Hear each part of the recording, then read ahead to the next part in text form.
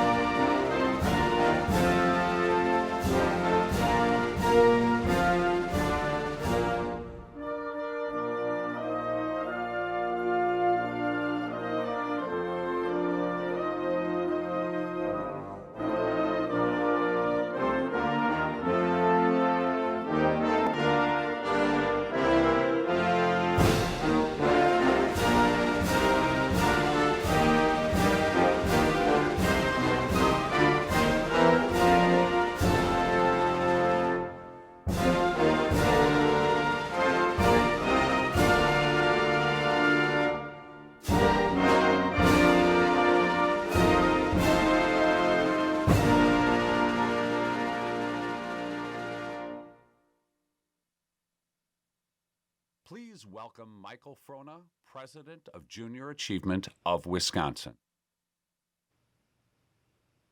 Please welcome Michael Frona, President of Junior Achievement of Wisconsin.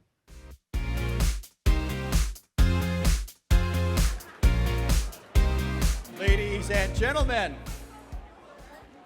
good evening and welcome. We are delighted that you are here to celebrate free enterprise with us tonight. And speaking of tonight in this city and in cities across Wisconsin, a baby will be born. And with them will come potential that will change the world that we cannot even fathom. And tonight, in this city, and in cities across Wisconsin, a teenager will go to bed. They'll be restless, thinking about their next great business idea that will transform the way you and I know free enterprise. They will be full of ideas and they will change our world. And tonight, we have seasoned executive leaders in our midst, and also those at home relaxing in their recliner, lost in the nostalgic thoughts of their own illustrious and successful careers, along with, I'm sure, a wish for a few do-overs. And tonight, we gather with our laureates and our award recipients as they celebrate with us their accomplishments. They are a reminder that when you are successful, there's an obligation to give back and to make an impact. They have used their success as a springboard to make important differences in our lives and in the lives of the communities where they work and where they live. They also remind us that success is not about individual glory, but it's about teamwork, about coming together, about solving problems together, to be mentors to one another, and for goodness sake, to use their success to make a big impact to change the world we live in. In the spirit and the mission of Junior Achievement, and through your support, we are able to continue to make that difference. After all, what we do at Junior Achievement cannot be done alone. Young people's lives depend on you and me to stand up and show them the way. We help mentor them, we help inspire them, and we help give them a life that they could not dream of. For 41 years, Junior Achievement in Wisconsin has made a commitment to improving our state's environment, to ensure that we nurture innovation, that we support entrepreneurship, and that we create opportunities for students to be at their very best. Every student, every young person every young person, from Greendale to Green Bay to Milwaukee to Mauston and Mishicot, from Racine to Rhinelander. Every student deserves that opportunity to create a life that's unique and meaningful and purposeful to them. And dare I say, we cannot afford to let any student fall through the cracks, because too many of them already do. I'm so proud to represent an organization that's helping write the story for that baby and that teenager who might stand here 40, 50, 60 years from now to realize that their dreams were a story that we helped write today. Just like tonight, we celebrate the laureates and the award recipients who have done their part to make us a better community. I am delighted that each one of you is here to help us celebrate. I'm also delighted to share with you and honored to introduce this year's laureate class along with the other recipients. So let me first start with the 2023 laureates. As I call your name, if you would please stand and be recognized by our guests this evening. First, John F. Bergstrom.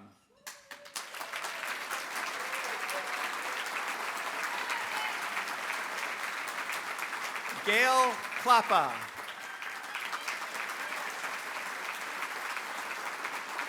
Todd and Sherry Nelson.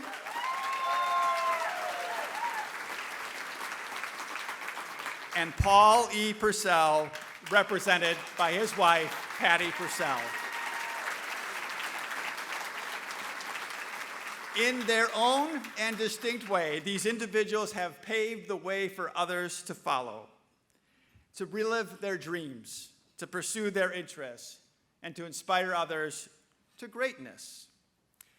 We also have a number of previously inducted laureates with us tonight, and I'd like them to stand as I call their name and ask that we applaud the entire group upon the completion of the list.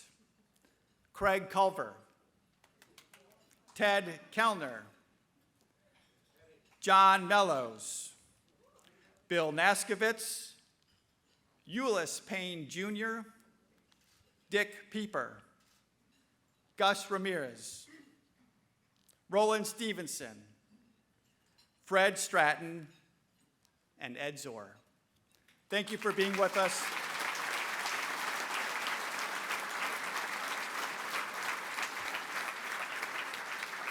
We are also this evening proud to honor award winners Matt Rinka as Distinguished Executive and Leanna Nelkeski as a peak performer. Both had demonstrated their passion not only to their work, but to the community to help us thrive. Congratulations, Matt and Leanna. And one of the many highlights tonight is to honor our Young Entrepreneur of the Year, who you will hear from a bit later.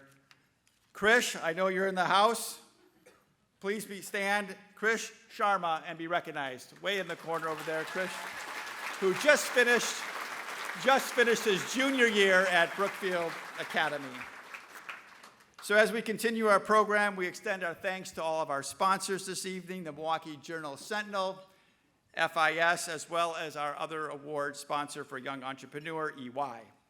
And thank you to all of our very generous vice chairs, whose names you will see appearing on the screen. Once again, thank you for everyone who made tonight possible, because tonight starts a story that can be written over and over in this city and cities across Wisconsin.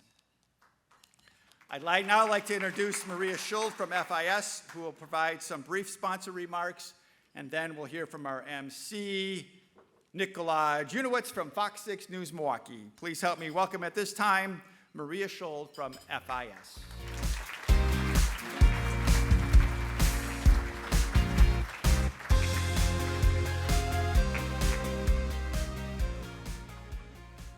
Thank you so much, Michael.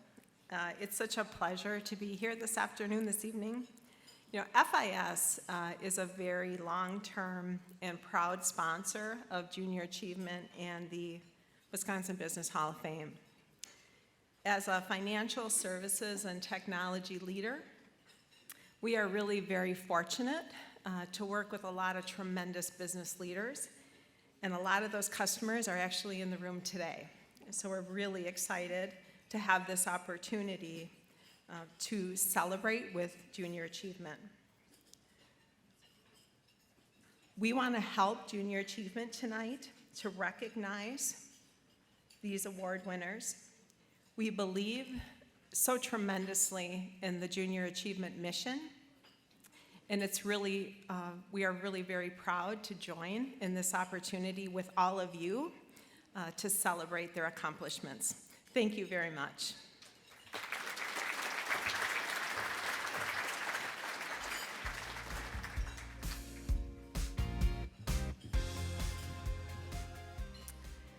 Well, this just in. I've been told to tell you all to enjoy your veggies, your salad course, before the main course comes. So please do enjoy what we speak here. Thank you so much for that lovely introduction, Michael and Maria. So I'd like to start with a little bit of a question for all of you. How many of you have ever had a lemonade stand? Raise your hand. Okay, that's a lot of people. I'd say most of you, right? Well, me too. So just this past weekend, I was out for a walk in my neighborhood, and I ran into a lemonade stand. So I stopped, and I asked the kids, how much? They responded, pay whatever you want. We just like having our own business. I thought, oh, I did too as a kid. It was fun to have your own business. But in my case, that was it. My entrepreneurial pursuit stopped when I was in the 3rd grade. This is where JA comes in. They take that childlike excitement, that young entrepreneurial spirit, and they give these kids, the skills they need to do something with it.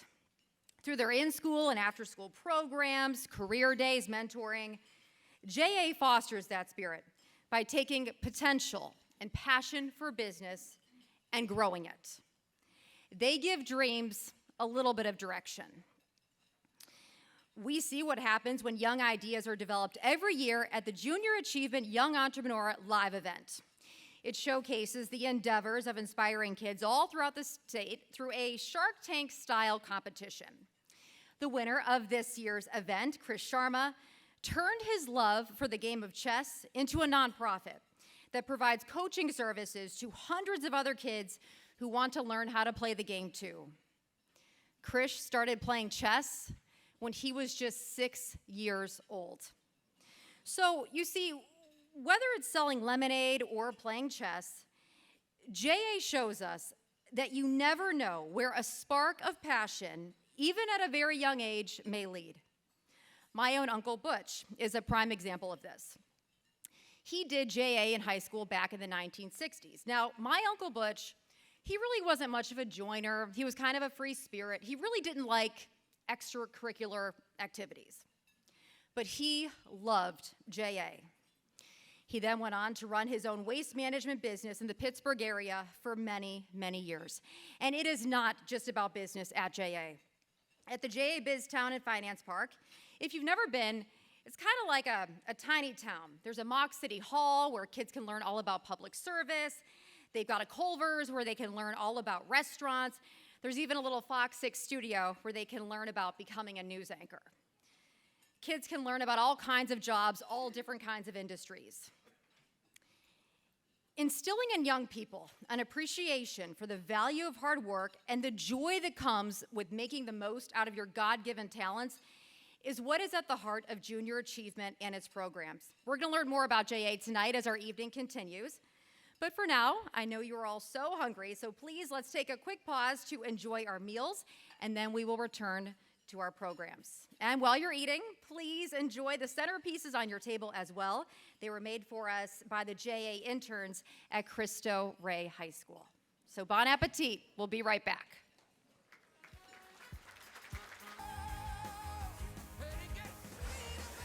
All right.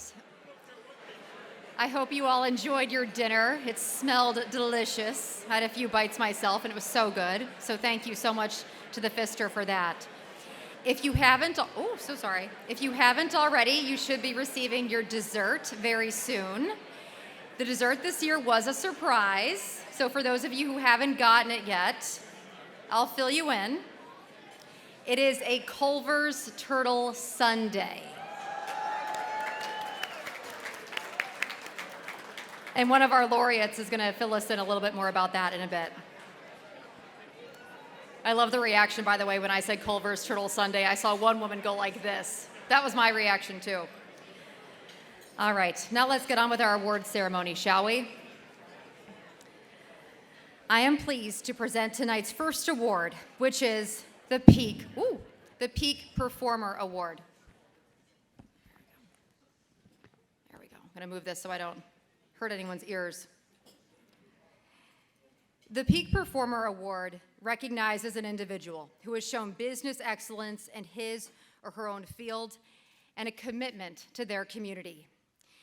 The indicators of peak performance go far beyond any numbers or any statistics. It is defined by character, ethics, and values. Our award winner tonight has demonstrated that how you deliver on your business's mission is every bit as important as what you deliver. Our 2023 Peak Performer, Liana Nikelski, embodies characteristics such as loyalty, compassion, and hard work, while delivering at the highest level as the Community and Social Impact Investment Director for American Family Insurance. Liana is respected and a true leader in every sense of the word. Let's learn a little bit more about Liana. As the Community and Social Impact Director at American Family Insurance, Liana Nikelski helps create strategic partnerships while maintaining a community impact focus. And while the results of her corporate role have been impressive, there is much more to Liana than meets the eye. They may not be aware that Liana is a very strong environmentalist, and she's very big on sustainability. They also may not be aware of the fact that she's got a very strong financial background, and actually I think she did her master's degree on looking at new forms of investment for people who may not have a lot of funds to invest. She's a person who has all kinds of skills in terms of being able to not only grow food and farm, but also she was one of our main writers for our grants. As a matter of fact, she participated along with my daughter in writing a $5 million grant with the Kellogg Foundation, and another one for $2 million with the Walmart Foundation. So she did a lot of work, and she also traveled with us when we had our regional training centers around the U.S. and helped with the trainings. So she has a lot of different skills that people flat out wouldn't even recognize. Liana is respected as a leader not because of her position or authority, but because of the perfect complement of both tenacity and patience she possesses. Liana is always willing to act on her values and to advocate for change. But she is very gracious in the way that she works about making that change. And she's patient. I would say she has a wild patience. And she is also willing to build trust, which it often takes to make long-term change. I've had a long career, and she's one of the most accomplished people I've ever worked with.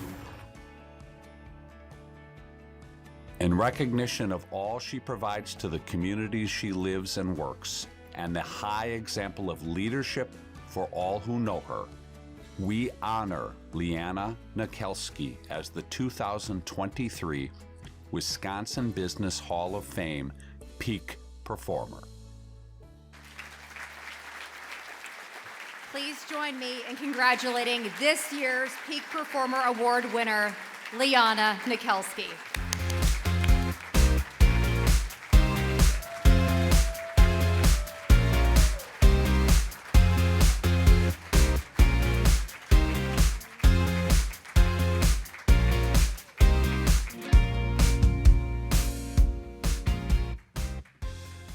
That was the first time I saw that video, and I thought I would be crying by the time I made it up here. Good evening. This has been a magnificent event. I want to start with giving congratulations to all of my other fellow awardees and to Junior Achievement, not only for your tireless efforts to educate and provide such incredible opportunities for our youth, but for this special occasion, this event you have put together for all of us. I'm truly, truly grateful. And to think I almost missed this. Some of you know this story, but when I first received the notification in a text that I had been selected for this award, I thought it was spam. So somehow I missed the eloquent, beautifully crafted award email from Michael, resulting in this text sent with much urgency from a Jenny Grinowitz, stating I had been nominated for the Peak Performer Award. And if you are unable to accept the nomination, our committee will need to reconvene to nominate somebody else. Please give me a call at this number. And I thought to myself, wow, these spammers are truly trying to loop me in. They're catering to my ego. And I did a little digging on LinkedIn, and once I saw that all the professional credentials matched Jenny's and her text, I gave her a call, and boy, did we have a laugh.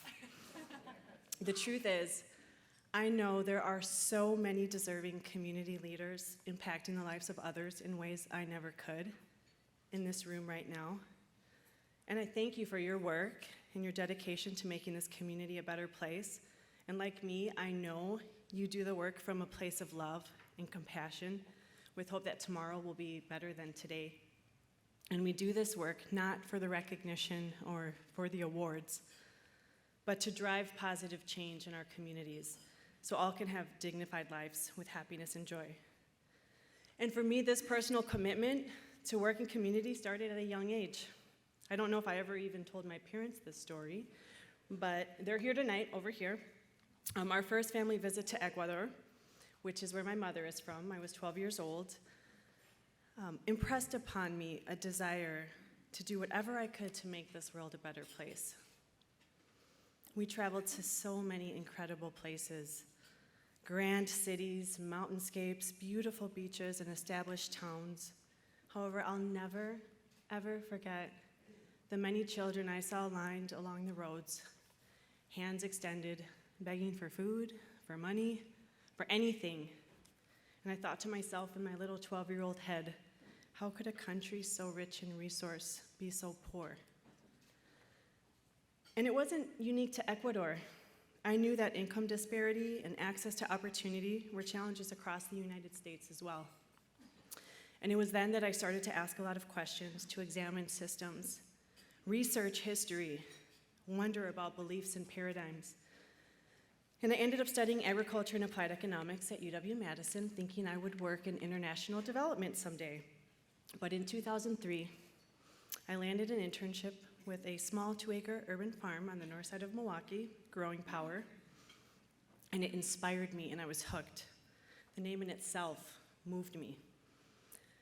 After 10 years of a fruitful career with Growing Power, I worked on to move in various nonprofits before joining American Family in 2019 as their community and social impact director here in Milwaukee.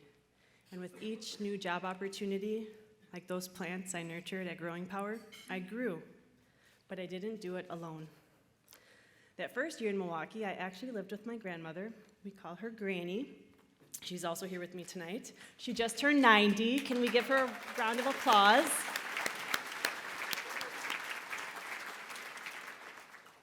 And that first year was really interesting. I know she thought I was crazy. I had just got my college degree, and I was working on a farm, and I'd come home in my dirty overalls and calloused hands, and she would say, "Good God, girl, what are you doing?"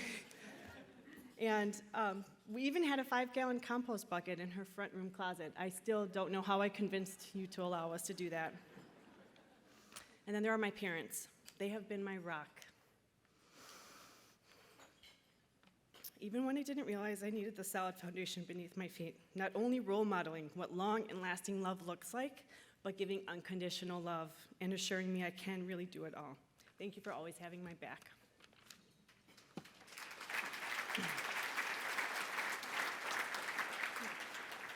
And my husband, Stefan, my #1 fan, I would say the feelings are definitely mutual.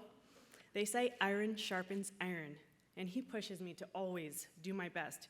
Even when I don't want to, like in our F45 workouts, it's as if I have a personal trainer right there pushing me. I really do truly appreciate all that you do for me and our family. And my team, also known as my familia. Of all the things I've learned about leadership over the years, the one thing that has stuck with me most is to surround yourself with people who are smarter than you. And I have done that.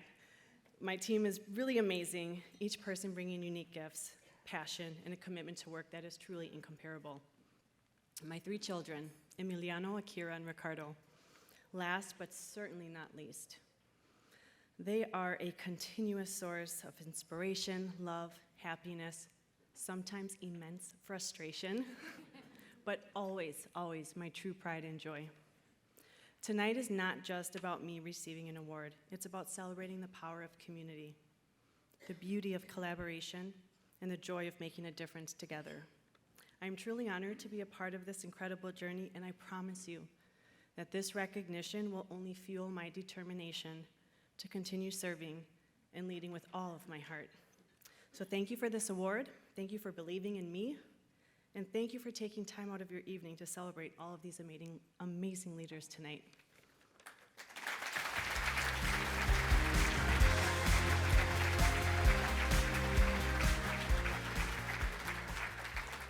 That was a really beautiful speech. I don't know, Jenny. I'm thinking, after hearing that story about that she thought it was spam, maybe we should do like in-person, like house visits next year, like the Publishers Clearinghouse with like a big sign. What a great story, though. Very relatable, too. And congratulations, of course, to Liana. And now for our Distinguished Executive Award. The Distinguished Executive Award highlights an individual's excellence and professional commitment in the community. Some of the most inspirational and impressive leaders in the state of Wisconsin and in the business community here have been honored with this award. And tonight is no exception, as we recognize Matt Rinka, this year's Distinguished Executive. Matt is a highly respected leader by both those that lead beside him and those who are led by him. Let's now learn a little bit more about Matt. Matt Rinka has very quickly and humbly paved his way in the architecture landscape in Milwaukee with his company Rinka. Responsible for being the mastermind behind some of the premier destinations in Milwaukee and beyond, Matt not only crafts buildings, but also people along the way. Architecture is a privileged profession. We get to, through the architect's vision of the future, we get to change cities, we get to make people's lives better. And someone like Matt, who has a distinguished body of work, can undertake work that can make Milwaukee better for generations to come. Given that responsibility and that, frankly, level of accomplishment, that can make us quite arrogant as a profession. Matt is the antithesis of arrogance. He is, in some ways, almost humbled by his talent and pursues his work with diligence, with hard work, with drive, with vision, but in a way that sees himself as a public servant that is there to do good. It's not about Matt, it's about Milwaukee and about the world of architecture. I think people should know Matt is literally the most welcoming, friendly ambassador to not only architecture and development, but to the city of Milwaukee I've ever met. Matt's community investment and commitment to the profession are as large as any of the projects he takes on. Matt has been active in the community by looking to create an environment through his work with people like University of Wisconsin-Milwaukee, where he actually got our firm involved in supporting education and progress for young architects so that the profession in Milwaukee continues to grow with people that are encouraged by Matt not to leave Milwaukee, but to stay here and contribute to the community. Matt's energy and activation in the community is incredible. I mean, whether it's at the architecture school at UWM, whether it's in the community for public spaces, whether it's helping the city out for pro bono deals, and, you know, on a personal level for me, really helping think about what the connectivity of the Deer District to the city could mean. So he's one of those overly engaged citizens. Matt continues to prove how lucky we are to have him in our city, but also his potential beyond. No, I think Matt at a young age is one of the city's pioneers. You know, I think he's built the connective tissue, you know, in and around the city that you can't drive, you know, that far without seeing something that Matt and Rinka, you know, has had their hands on. And it's kind of incredible. And he's been an unbelievable, you know, support and foundation for us in building the Deer District and kind of all of our fun parts, and a real resource and real trophy for the city.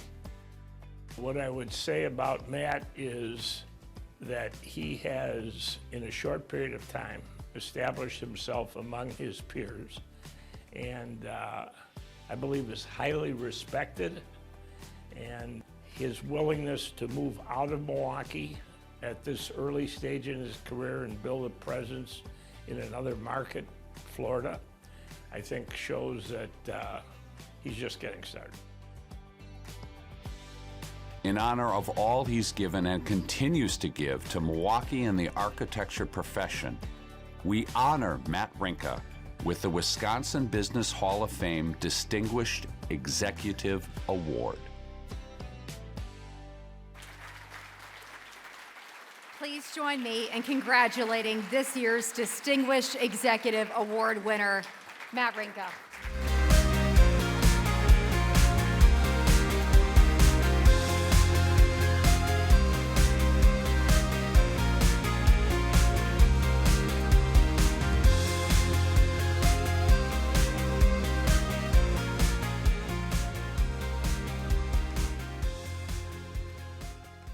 Wow, what an incredible honor. Thank you so much to Junior Achievement of Wisconsin for this amazing recognition, and congratulations to all the other award recipients, especially the laureates. I am humbled and honored by this and to be here with you all, and so fortunate to be here tonight. My life has been such an amazing ride so far. I wouldn't be here if it weren't for so many influential people around me. There are many people to thank and be thankful for, but especially my immediate family for their support and unwavering belief in me. My parents, John and Michelle, who are here today, my son, Tate, Katie Rinka and Ashley Anderson, who are also here. Thank you also to my mentor in business and a true sage in our city, Mr. Joel Lee. And of course, thank you to Peter Fagan and Bob Greenstreet for all your kind words and professional guidance and wisdom over the years. Your influence on me, as well as so many others, has been invaluable in making our city a great place. A special thank you to all of our visionary clients who entrust us with doing great things for them, their customers, and their communities in this state, around this region, and around this country.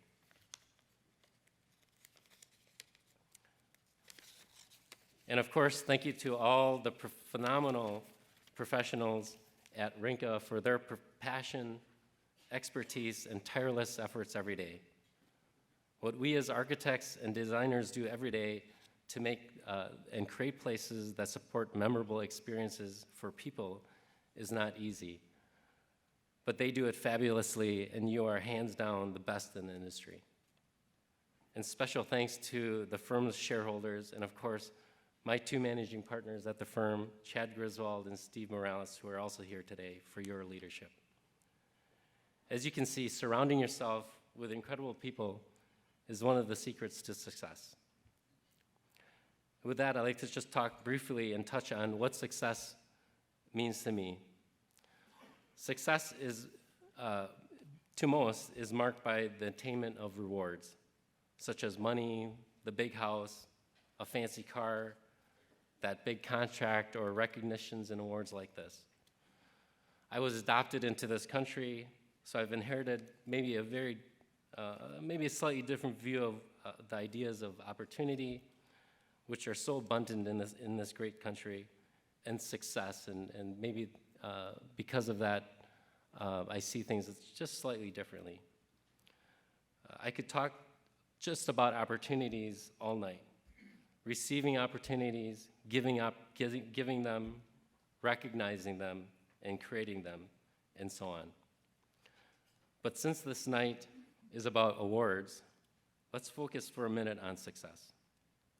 The definition of success to me is not about those rewards, which, by the way, are never guaranteed.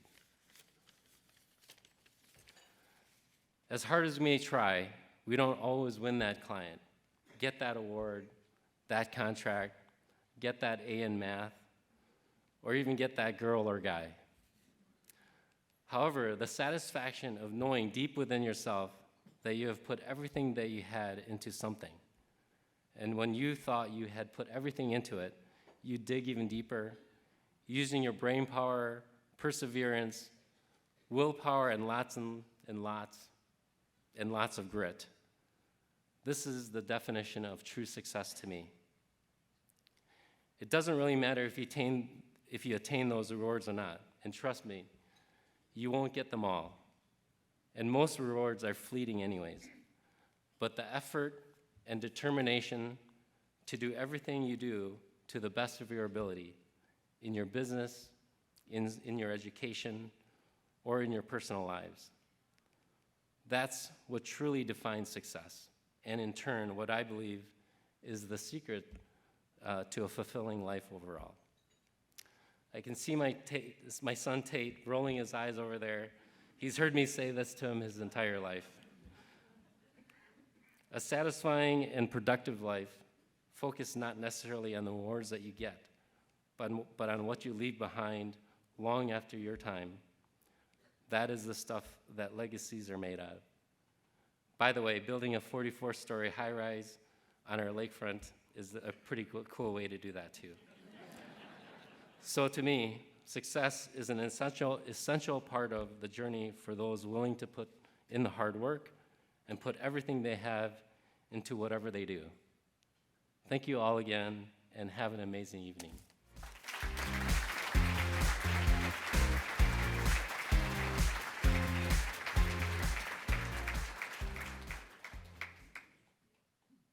Congratulations, Matt. What a gift you and Rinka are to our city. And now it is time for our laureate induction ceremony. The Wisconsin Business Hall of Fame, established in 1990, recognizes over 130 visionary leaders. These successful entrepreneurs, owners, founders, and CEOs all share a commitment to excellence, undeniable drive, and a passion to achieve. We are pleased to showcase all of the laureate stories through an interactive exhibit that you can find inside the Junior Achievement Education Center. I want to thank the members of this year's selection committee who reviewed so many qualified candidates before selecting each laureate class. This committee is comprised of inducted laureates and business deans, and you can find a list of their names in your program tonight. The laureates we induct tonight have been called dreamers and risk takers, yet they inspired a following of others who shared their vision, valued their depth of leadership, and embraced their enthusiasm. Their values shaped extraordinary cultures. They created better, more productive lives for all of their employees, who became their family.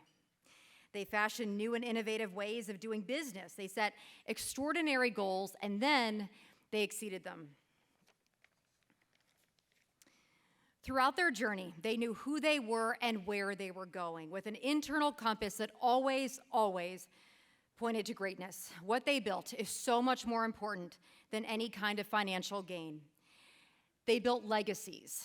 What they built is a better Wisconsin. These are their lives, their achievements, their stories, but they have transformed our community and all of our lives too. Tonight, we would like to introduce you to our laureates by third grade students who will help bring a memorable part of their stories to life. We are thrilled to have 8 third graders from Golda Meir School to celebrate the incredible lives of our laureates with some wonderful performances tonight. You might have met them on your way in. All right, let's get to know our first laureate. Let's meet John F. Bergstrom.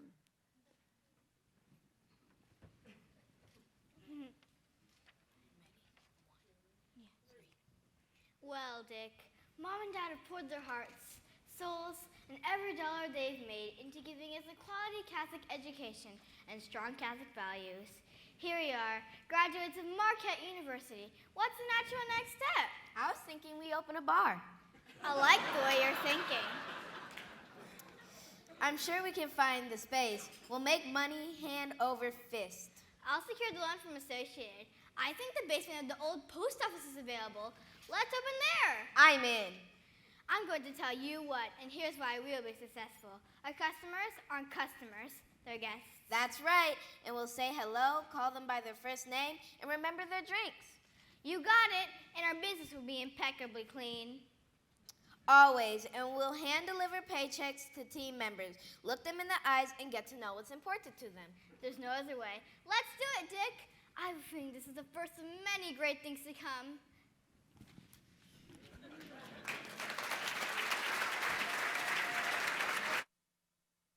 Even before he built what became one of the largest car dealership groups in the Midwest, John F. Bergstrom had drive. Shortly after graduating from Marquette University, John and his brother Dick opened a small bar in Neenah at the site of a former post office building, naming it the Old Post Office. It was indeed the first of many good things to come. Along the way, he has been a restaurateur, a hotelier, and eventually founder of his largest company, Bergstrom Automotive. He says the lessons he learned early on in the bar business still apply to his job as chairman of Bergstrom Corp. We always try to get to know our customers by their name, so that every time we greet them, we can say hello to them personally. It shows that we sincerely care about them, and in time, they become part of our business family. John's rise to success wasn't always easy. However, he points to times that he had to overcome adversity that made him and his business stronger in the end. When General Motors went bankrupt, 12 of Bergstrom dealerships were suddenly closed within a matter of 48 hours. With the risk of loan defaults and the salaries of his loyal employees hanging in the balance, John and his brother Dick stayed positive, cheered on their team, and made the decision to purchase several non-GM dealerships in the area that were in serious financial hardship and moved their employees into them. Today, Bergstrom Automotive, headquartered in Neenah, Wisconsin, is one of the top 75 automotive dealer groups in the U.S. John, now with his son Tim, employs over 1,800 teammates, and its business strategy is all focused on delivering outstanding guest service. The Bergstrom organization, comprised of 32 dealerships, sells and services every volume brand sold in the United States. John's professional success, ethical business leadership, and contributions to his community have earned him numerous awards and accolades. When John wants something done, he gets it done. And he shares that talent with several nonprofits and community organizations, especially those that focus on the young people in need. He has also sat on the board of directors for several organizations, including Wisconsin Energy, Kimberly-Clark, Associated Bank, and the Green Bay Packers, serving over 100 years in public company boardrooms. And he was recently honored as one of the top 100 corporate directors in America. For his contributions to the business world, his community, and those lucky enough to work with him over the years, we recognize John F. Bergstrom and induct him into the Wisconsin Business Hall of Fame. Please join me in welcoming John F. Bergstrom. You can beat the clock, you can move a mountain, you can break rocks, you can be a master, don't wait for luck, dedicate yourself and you go find yourself. Standing in the Hall of Fame, yeah.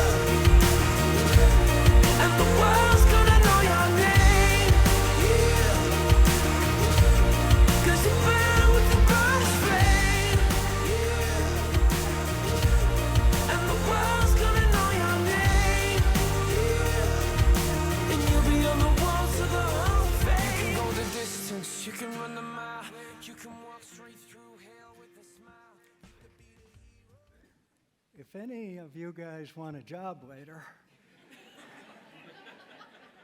I love the focus on service. Thank you. Can I give you this, Nicole? Oh, of course. Thank you. I certainly appreciate Kurt and Craig Culver making sure that our dinner was outstanding tonight. Thank you, Culvers. I'd have done the same thing with Quick Trip, but it would be a little more difficult. I was trying to behave myself as I prepared for this, and I thought I could really have a good time tonight, but it probably would be memorable in a bad way. But I'm going to do a little fun anyway before I get serious. I'd like all the bankers in the room to cheer, okay? Because we're current today, okay?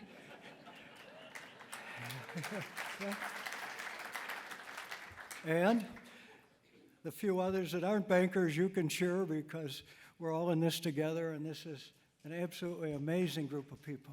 Just get through it.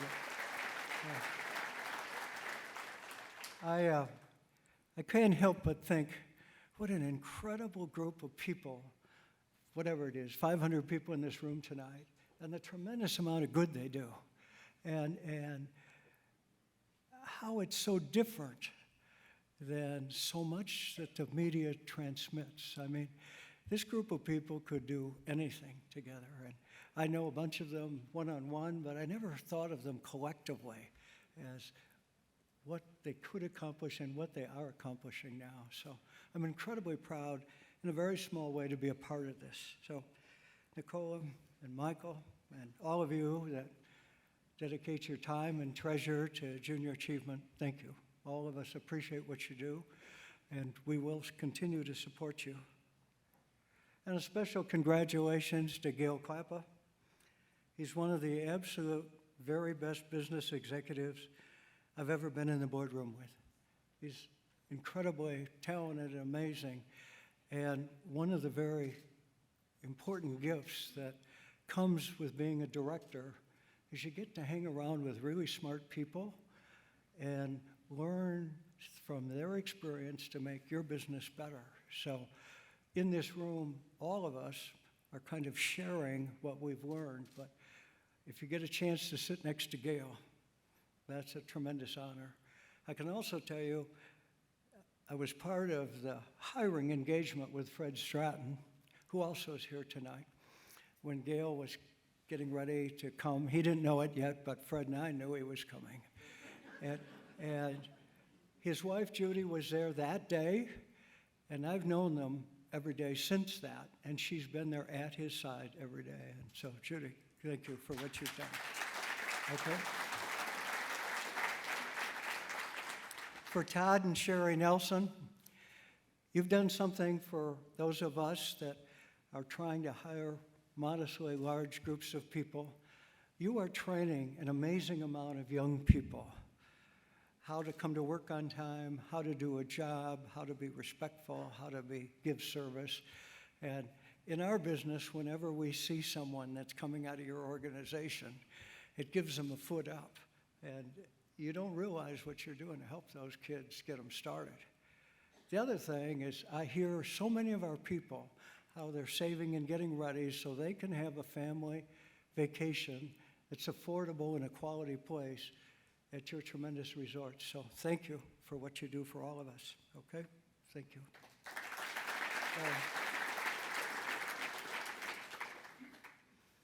And with Paul Purcell, Fred Caston was a very good friend of mine, and his dream for Baird was to take it from a small local kind of a tributary on a local company. And he had it focused that it would become a nationally recognized financial institution. And Fred didn't get that chance, but Paul Purcell lived out what Fred had dreamt for all of us in the extended Baird family. And for Mrs. Purcell, of course, we offer your congratulations for the work that your husband did for all of us, but also the appreciation that you did in supporting him. So thank you very much.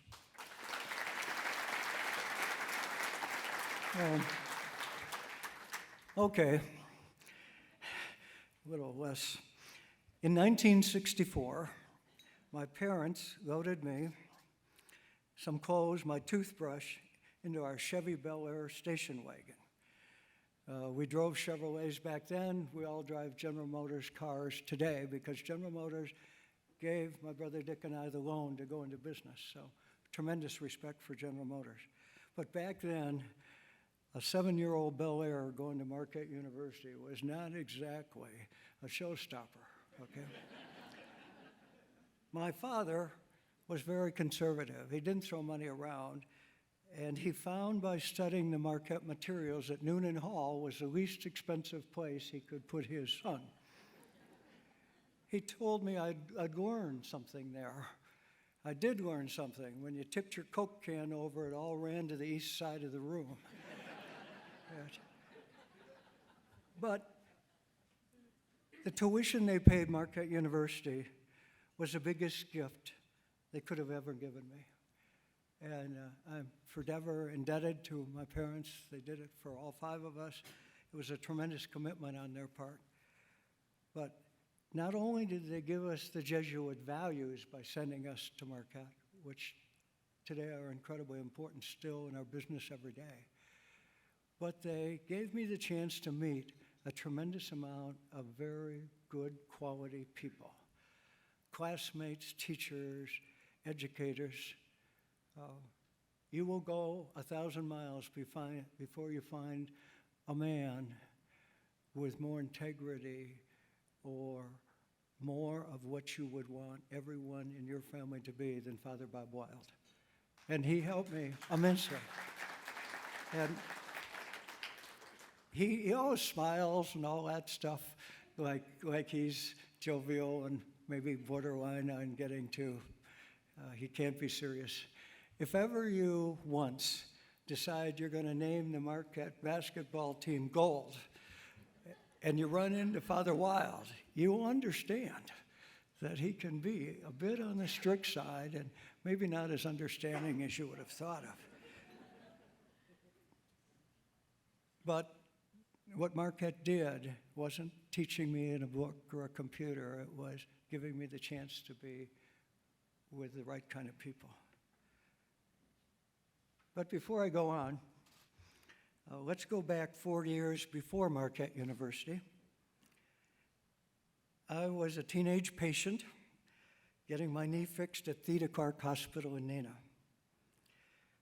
I first met this amazing 14-year-old starched uniform candy striper on the first night of my confinement. She would go on after college to have a 25-year, almost legendary career in our community as a registered nurse running the med-surg floor at Theda Clark. She also became the mother of our 3 terrific children and the grandmother of our 9 even more terrific grandchildren. Okay. Would you stand up for a minute? Yeah, come on. Okay.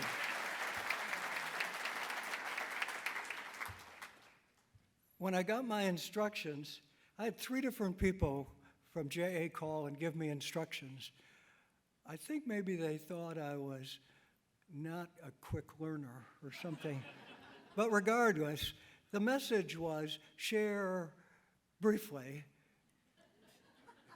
Briefly, I was trying to quantitate that, but into a message that you could give these kids.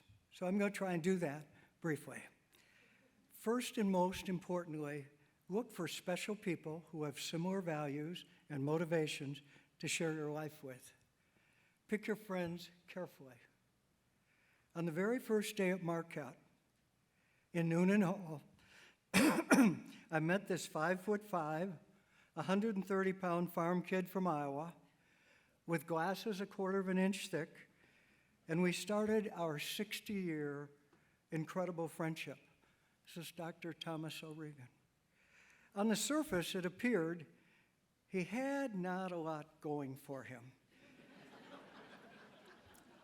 coming from slopping chores every morning at 5 on the family farm and arriving at Marquette on a bus. But looks were deceiving, and he climbed every obstacle in his path until he became President Eisenhower's personal physician. I mean, pick your friends carefully. When we started our business with $18,000, and this is truthful, but I probably shouldn't admit it in front of more than 2 or 3 people, with very weak collateral in an old post office building and a loan from Associated Bank for $30,000, we'd probably have the examiners come if they knew what they used for footings on that deal. But the reality was, that's what we needed to get started. And the best business partner, best friend anybody could have, my brother Dick, was in charge of our money, our CFO guy, every day from that day until today, and including this morning. He's been there every day along the way. And on this 50-year journey, we made sure every bill got paid on time. We made sure that everyone that gave us a loan, extended us credit, knew that we appreciated them and we treated them with respect. There are so many more friends.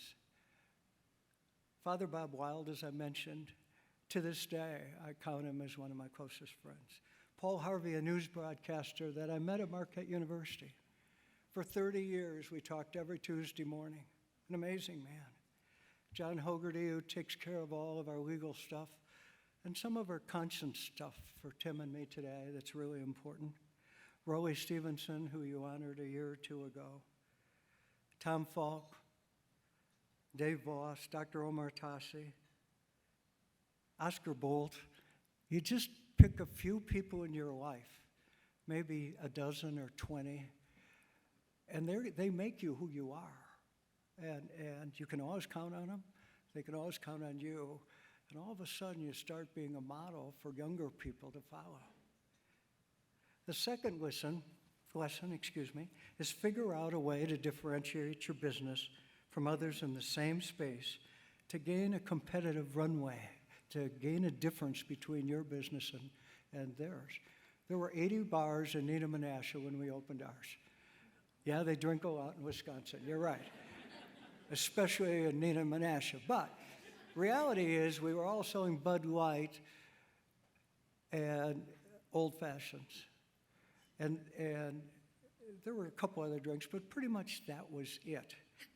And so we started our little bar with a game we played, where we'd get their name the first time they came in, and then we would remember what they wanted to drink. And when they'd come in, there were 5 steps from ground level to where we had our bar level. We had to call them by name before they hit the bottom step. That was the game we were playing. And we had to slide the drink down the bar when they approached the bar that they would order if they were close enough and did it. And then we had to ask them something that was of interest to them. Now that doesn't sound very complicated, but that's what we did. And got to get this right, 65 days later, after we opened our bar, we were shut down by the fire marshal with a police escort.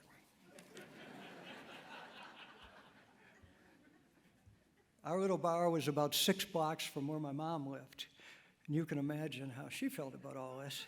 But it was interesting because what happened is we got attention when they put it in the newspaper and fined us $80. Now we had 300 people coming trying to get in our door. And we learned that you can build your family, whether it's a bar family or a hotel or a restaurant family, whatever, just by thinking in terms of them and what's important to them. And we have learned unequivocally their name is the starter that you gotta have. So if we're trying to teach somebody, let's try that, and I believe it'll work. It's worked for us in all kinds of businesses. And we stabilized about 40 years ago. It took a while. We sold minnows, we sold gasoline, we had an ice cream store, and they weren't all winners, just for the record. But General Motors finally gave us a loan and let us start our business, and that's worked out pretty well. The third lesson, and this is a little difficult for a young person just getting used to, but it's critically important. If you are successful, and you will be if you work hard and do what I've asked or suggested you to do, you're going to be successful. You also pick up a responsibility. And that responsibility is to help people that are having a tough time. In our company, it's about kids. And I get criticized for almost everything I do. But in this case, the financial people and meaning well and counselors and guidance and whatever benchmarks are, they say, what you as a company believe is appropriate business-wise, we're not so sure we agree with.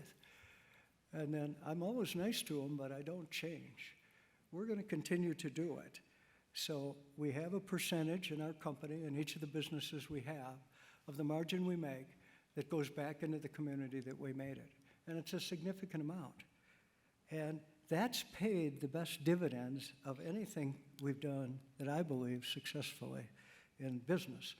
Whether it's a Boys and Girls Club, or whether it's a very difficult, challenging counseling center, which is a big thing now, or where it's just trying to get somebody a house and you're at a Habitat meeting. And you can do amazing things. In Menasha, Wisconsin, 3 years ago, 8 people, 2 women and 6 guys, put together a plan in May, and by September 15th, we rebuilt 100 houses in Menasha, Wisconsin. It was amazing. And we did it in a way that nobody paid too much, and everybody got to help. And you ended up kind of looking inside to yourself saying, I think that was more important than selling a couple Chevy pickup trucks. And so we allocate time and talent and treasure each year in that way. So for our kids that we're trying to help, pick out who you're going to spend your life with carefully. Figure out a way that your business is going to differentiate yourself and you're going to be successful doing it. And then remember, there's a whole bunch of kids that need your help. If you follow that path, for a kid from a small town in a relatively small business compared to a lot of them, has had a pretty successful life. And I appreciate immensely all the people that have been on that ride with me and that have helped me when we've come up with some kind of a crazy idea that's made a difference. But collectively, we made a difference. So tonight, I appreciate being recognized. I'm a little bit embarrassed about it because I think whoever the judges were took that Thursday off. But the reality is it gave me a podium to share what makes Bergstrom Automotive Bergstrom Automotive. So thank you very much tonight.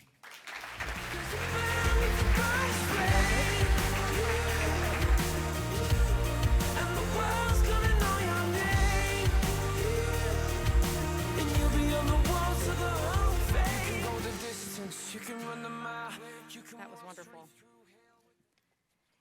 And by the way, if you have not had a chance to visit the wonderful ice rink that he helped, I think now it's a skating rink that he helped build in downtown Neenah, I will tell you, it is truly spectacular. It is worth a trip with the family for sure. You know, my dad was just telling me I need a new car. My check engine light's on right now. Congratulations, John. All right, now let's meet our next laureate, Gail Klappa.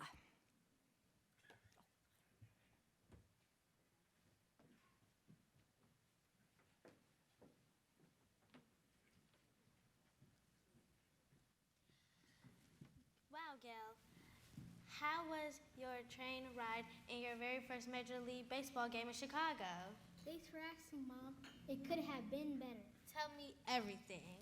Well, at 15 years old, I was definitely the youngest reporter with a press pass, and I got as many interviews as I could. Well, it was one that really took the cake. Who was it? Well, you know how everyone loves the legendary Vince Scully, right? Well, I was able to find out the hotel he was staying at. And could you believe it? He answered. Really? And what did he say? Well, I told him I was a reporter from WSBT Radio in Wisconsin Rapids, and he'd agreed to interview me in the hallway. We talked for 30 minutes. Wow, Gail, you are really something else, and your future is bright after all. We need a lot of energy in this world, and you sure have that. I really hope I do. All right, Gail, enough talking and back to work.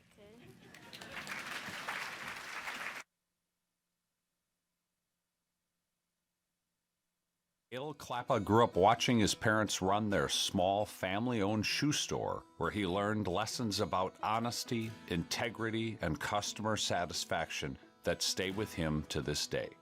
Gail started his working life as a radio newscaster, working his way through college, and in 1972 graduated cum laude of the University of Wisconsin-Milwaukee with a bachelor's degree in mass communications. His first job after graduating from college was as a morning news anchor at a radio station in Minneapolis.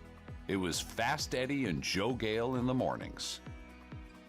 One Sunday afternoon, paging through the Atlanta newspaper, he happened to see a line box ad that said, Fortune 500 Energy Company seeks spokesperson, and decided to give it a try.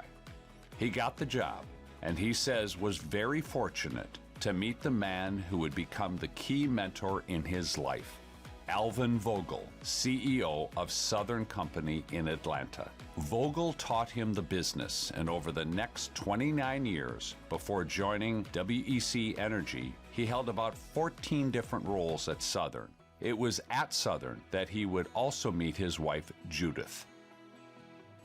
In April 2003, he joined Wisconsin Energy as president and was elected to the company's board of directors in December of the same year. Starting in May 2004, he served as chairman and chief executive officer of Wisconsin Energy. And under his leadership, the company successfully completed its 2015 acquisition of Integris Energy Group, at which time he assumed the same roles for WEC Energy Group. Based in Milwaukee, WEC Energy Group is one of the nation's premier energy companies, serving 4.6 million electric and natural gas customers in Wisconsin, Illinois, Michigan, and Minnesota. Crowned with many awards, in 2011, Gale received an honorary Doctor of Commercial Science degree from UWM in recognition of his support for UWM's growth initiative, his leadership in helping to shape the economic future of Southeast Wisconsin through the launch of the Milwaukee 7 Regional Economic Development Initiative, and his extensive community involvement. His numerous business and community-focused leadership roles are many. Ask anyone about Gail Klappa, and they'll tell you that you want him on your team. And with a minority ownership interest in the Milwaukee Bucks, Bucks basketball plays a significant role in his life. He takes great thrill in hosting his podcast, Courtside with the Milwaukee Bucks. It's a small and fun nod to his early days as a radio broadcaster.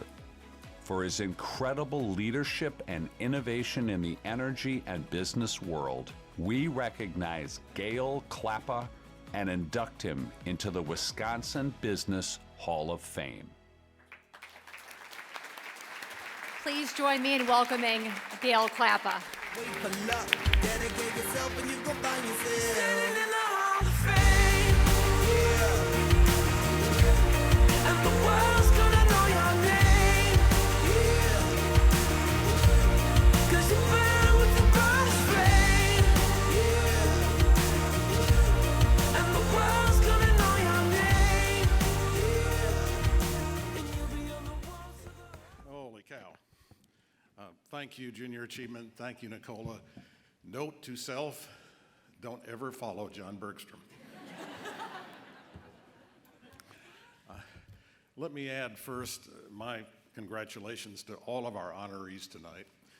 As you'll see throughout this terrific evening, they have inspiring stories, amazing accomplishments, and every one is making a real difference in the lives of our city, our state, and in many ways, our country. And for me personally, it's extra special to be inducted in the same class as John Bergstrom. As John mentioned, it's now just over 20 years ago that John and Fred Stratton, one of your other laureates, recruited me to come back to Wisconsin and to lead Wisconsin Energy at a time when this state was urgently in need of more energy and urgently in need of more infrastructure to support jobs and economic growth and the quality of life.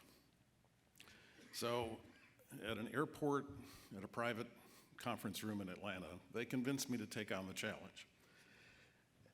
And since that day, since the day we shook hands 20 years ago, John and Fred have been not only friends, they have given me great inspiration, they have been role models, and I truly appreciate their support. And John, congratulations to you.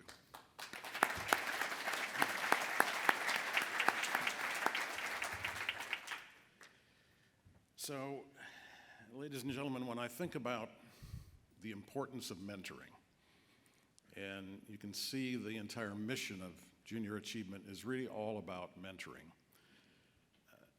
I remember with great fondness the first mentor that I was fortunate enough to have in the corporate world, and you saw his picture briefly on the screen. His name is Alvin Vogel, and I would like to tell you a little bit about him and about the lasting influence that he's had on me. For starters, you should know that Alvin Vogel was a true World War II hero. He never wanted to talk about it, but his many escapes from German prisoner of war camp were featured, if many of you may recall the movie The Great Escape with Steve McQueen. Those were based on his escapes from prisoner of war camp. And when Mr. Vogel returned from the war, after escaping the last time successfully, and he wanted to rebuild his life here in the U.S. And practice his law degree. But it was just after the war, and the law firm that he applied to did not have enough work to pay him. So folks, he worked for free until they could. Think about that. He worked for free until they could. In the 70s and 80s, he was the CEO of Southern Company. Southern Company was a Fortune 500 company, still is, and serves energy to much of the southeastern United States. Now, folks, when I first joined Southern, I was 23 years old, and as you saw from the video, my first job was to be the spokesperson for the company at a time when energy was very controversial. So I was this 23-year-old kid with a great journalism degree from UWM, thank you, Mark, and a broadcast background. But truth be known, I didn't know much of anything about the energy business. But Mr. Vogel gave me complete access to his office. He would answer any question I had. After the first month or two, I could tell he literally took me under his wing. And I can recall some of our early conversations. Somehow he saw a spark of potential in me, and he literally forced me to learn the business. He included me in decision-making meetings. He asked me to look into, week after this or week after that, into various aspects of the company that I had no idea about. He treated me in many ways like a son, and including lecturing me whenever he thought I needed it, which was, fairly often. I recall one of the funny exchanges we used to have. In our first conversation, he looked at me and he said, "How old are you, Gail?" And I said, "Well, I'm 23, but about to turn 24. And he said, "I have suits older than you." So that became kind of our groundbreaking conversation every time we would sit down. And one day, Mr. Vogel's wife overheard that exchange. And I'll never forget, she said to him, "Alvin, given the condition of your suits, that's nothing really to be proud of." So one of the things I learned was to have a fresh wardrobe. And thanks to Judy, great pocket squares. So as the years went by, as I say, he somehow saw great potential in me.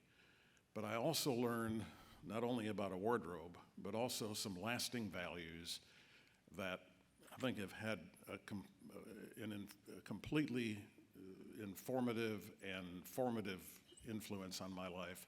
And I hope for those in the audience today, as John said, if we're to give a lesson or two, I think these things are very important. And the first is a very simple concept that I learned from Mr. Vogel. It's not about you. It's about what you can bring to the table. It's about what you can contribute to the cause. It's about what you can do to drive your organization forward, to make progress, and simply to make things better. And to do that, you need a prepared mind. You need to become a true student of the business. Whatever enterprise, whatever company, whatever organization, whatever industry you serve, you need to really understand and become a true student of that business. And with that, must and should come with a very strong dose of humility. Because no matter how prepared the mind, no one has all the answers. And as Mr. Vogel would then say, you know, preparedness, initiative, they'll only get you so far. Because when the rubber meets the road, it's all about execution. It's all about taking personal responsibility for results. It's all about acting always with integrity. And those lessons, I think, are extremely important to forming the successful base of any career and, frankly, any life. But, of course, over the years and over the decades, times have changed. Gosh, AI, alternative intelligence, is now all the rage. Information flows today at the speed of the internet.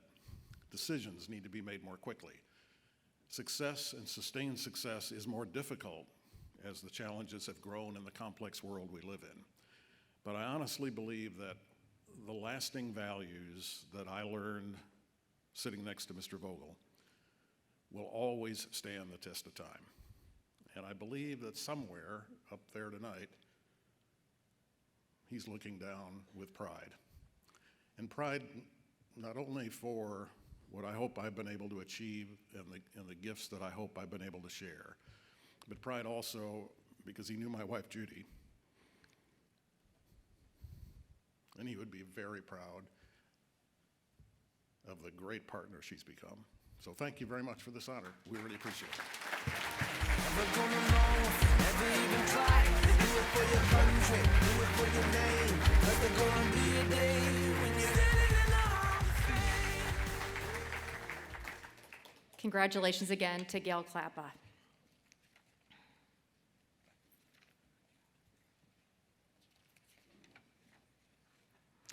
I would now like to take a brief pause in our laureate induction ceremony. As you know, our presence here tonight is not only to support the incredible award winners and our laureates, but also to support Junior Achievement, JA.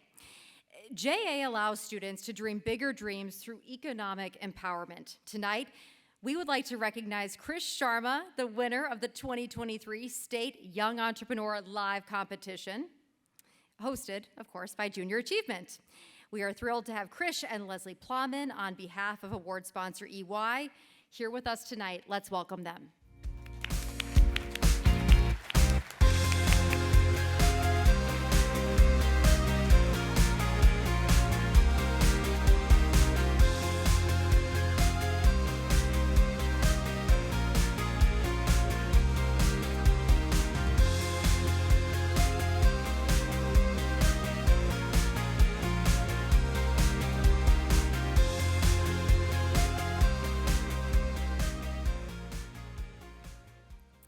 EY is proud to sponsor the Young Entrepreneur of the Year Award.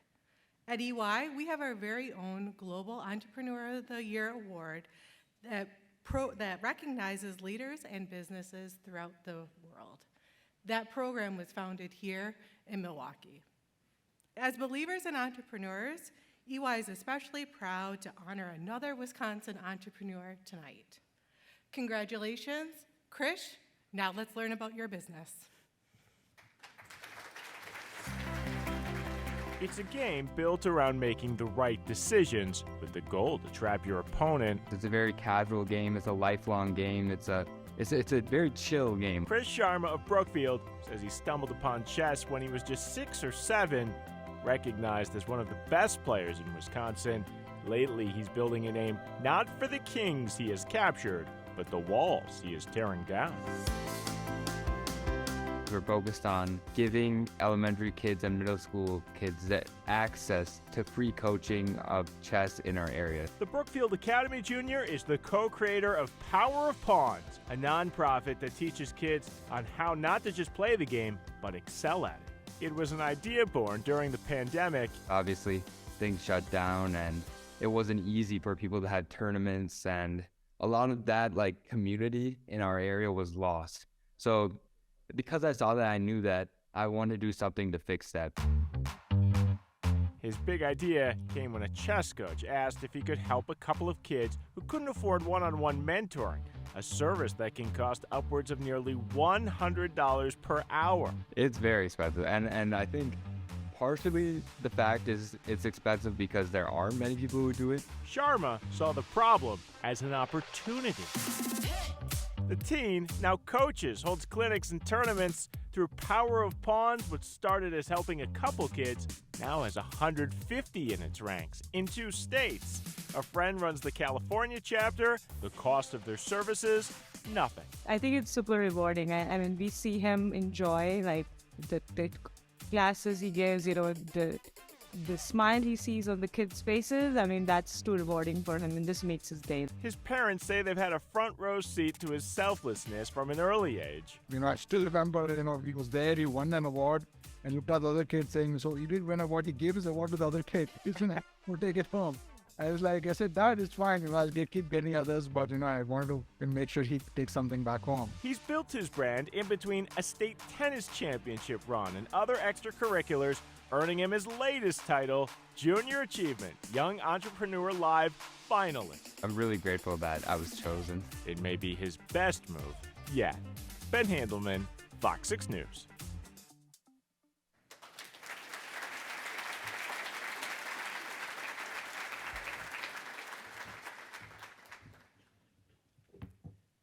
Thank you, Mrs. Playman. Being awarded the Wisconsin Young Entrepreneur of the Year title is an incredible honor, and I want to express my deep gratitude to everyone here tonight.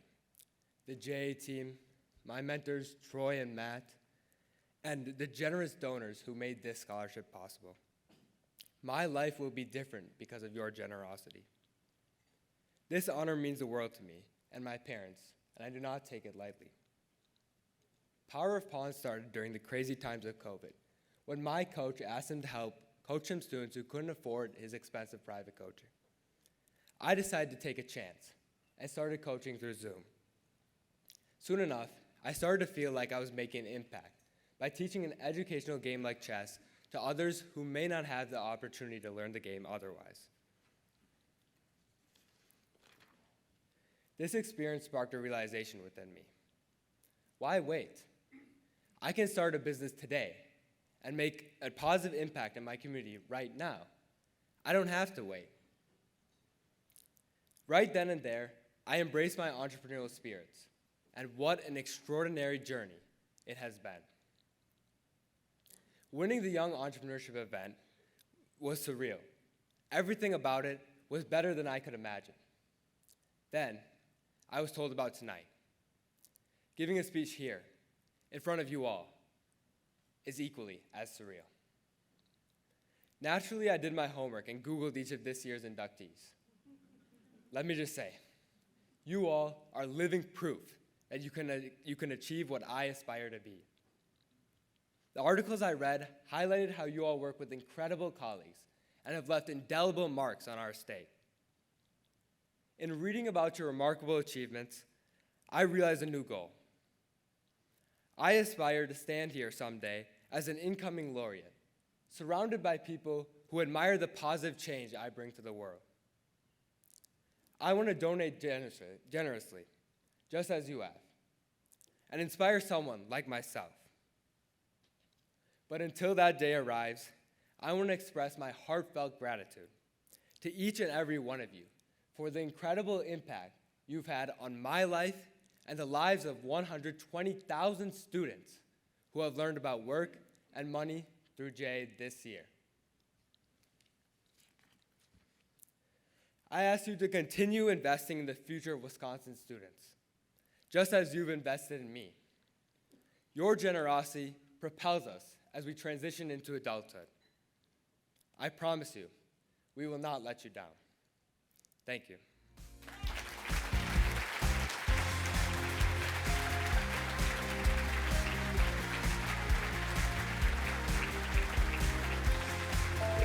Junior Achievement is where dreams take flight.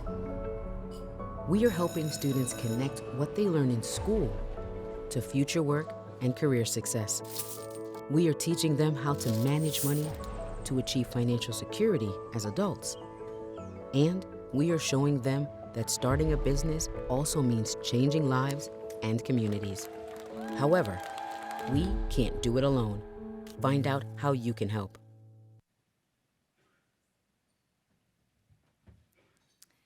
Well, first of all, Krish's parents are here tonight, and I cannot even imagine how much they are beaming with pride. Congratulations for all you have accomplished and all you will continue to accomplish.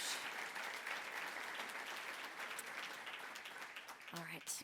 Now, please take a look at the pledge card that you have inserted in your program. On it, you have no less than 3 ways that you can invest in Wisconsin students. You can use the QR code there, you can text to give to make an immediate donation, or on the top, you can make a pledge and JA will follow up with you. All of the information is right here on this pledge form.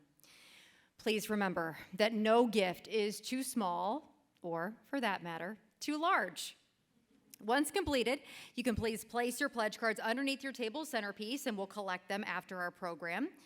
I'm going to give you a few moments to complete your pledge.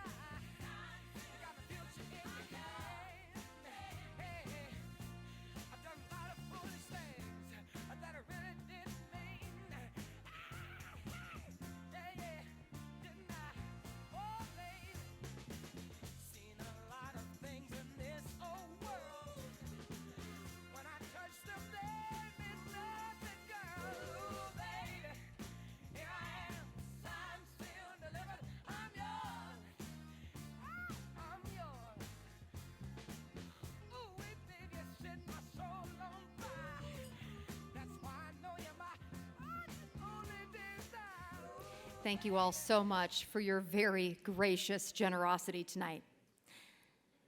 Let's now continue with our program and meet our next inductees. We have Todd and Sherry Nelson.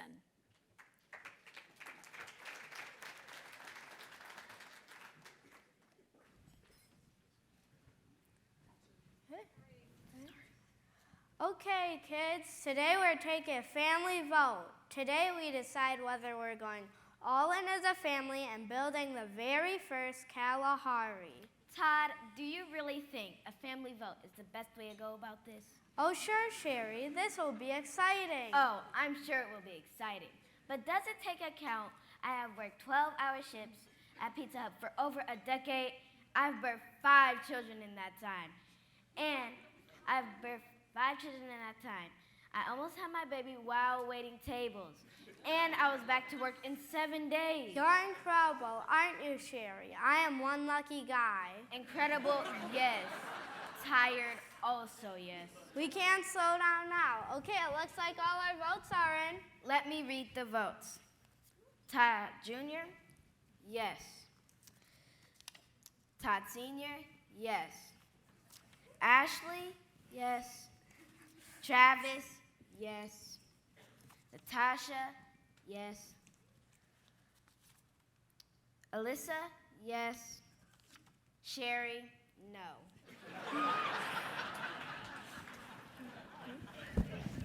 Sherry, it looks like we're building the Kalahari.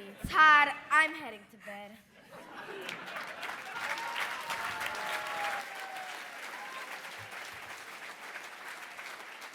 Todd and Sherry Nelson met in a high school driver's education class and have been together ever since. Entrepreneurs at heart, they started creating business ventures together right out of high school. From selling Christmas trees to working the pizza pub, Todd and Sherry took their shared value, learned from their parents that we might not be as smart as them, but we can outwork them, and have created a generational legacy that even they sometimes find hard to believe. Seeing Wisconsin Dells visitorship decrease during winter months, Todd and Sherry knew an indoor water park which wouldn't rely on Mother Nature would be a game changer within the water park epicenter and give their 5 children the opportunity to learn key enterprising skills. Inspiration struck during a family trip to South Africa in 1999, where they were moved by the people, the art, culture, and music. They knew this was it. They took everything they had and they made their next big move as a family. They named their park Kalahari after the famous African desert and aimed to create an experience for customers like they were walking into Africa. They imported artwork, furniture, and other decor from Africa, including stone figures, African paintings, carved doors, and chairs decorated with beadwork and shells.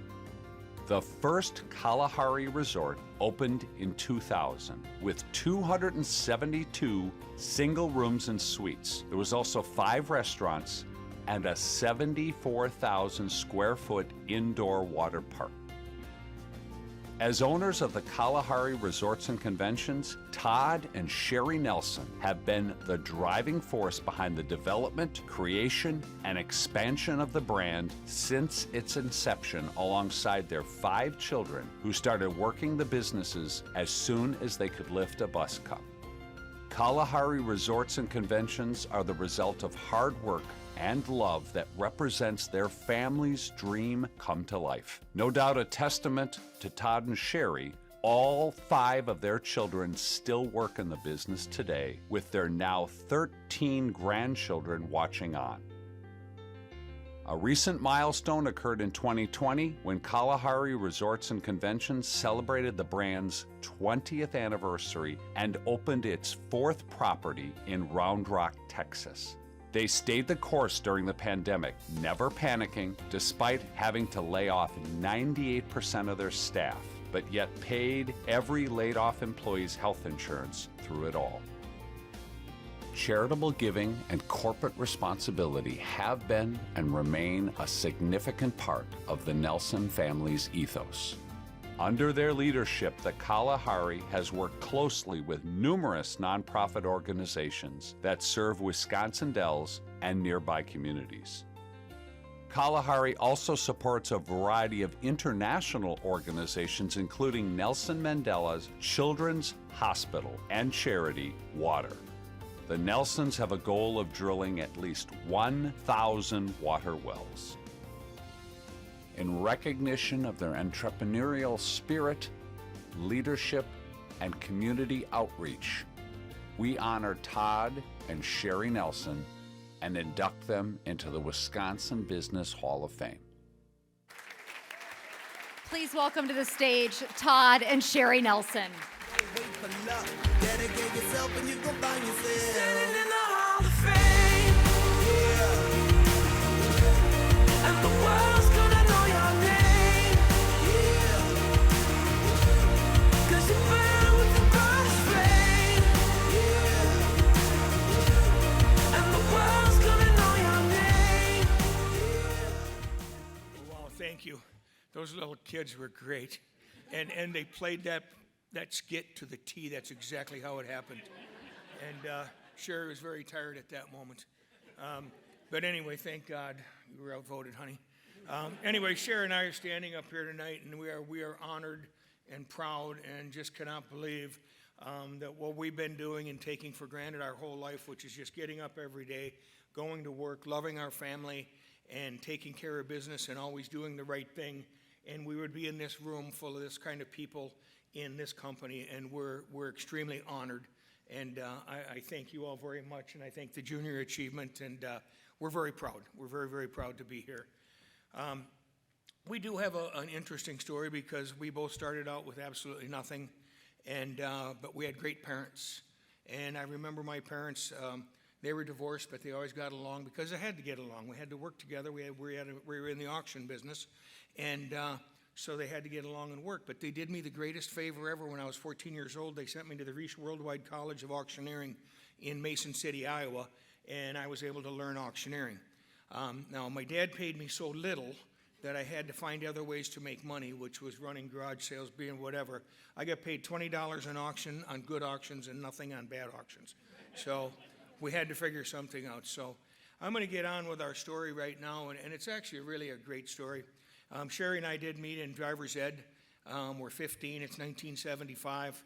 I'm a shaggy-haired kid off the farm, and Sherry's this shy, beautiful blonde in the back of the room, and I'm trying to muster up the courage to ask her out on a date, and I finally did, and she was so shy she nodded yes, and we went on our first date, and it was like love immediately, and it was just such a wonderful ride.